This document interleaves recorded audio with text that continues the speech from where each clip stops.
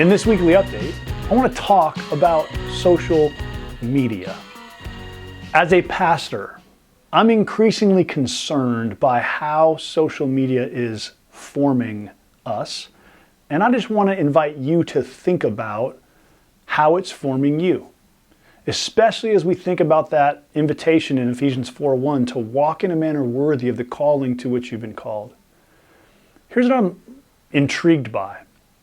Any form of media mediates. It stands between. It's in the middle. There's you and there's me, and then social media is standing between us, curating a version of you or a version of me by which we relate to each other.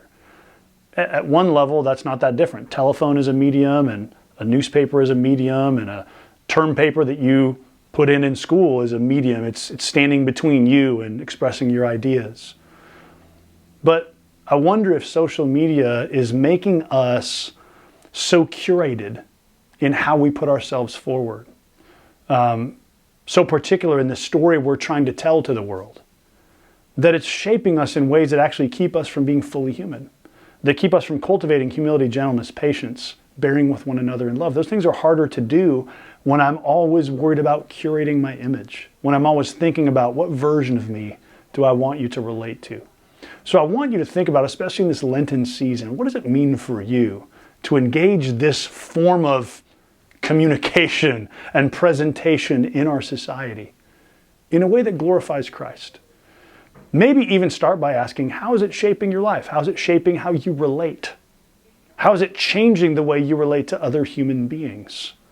Do you ever call anyone on the phone or meet up with them face to face, or do you just find out about one another through this medium called social media?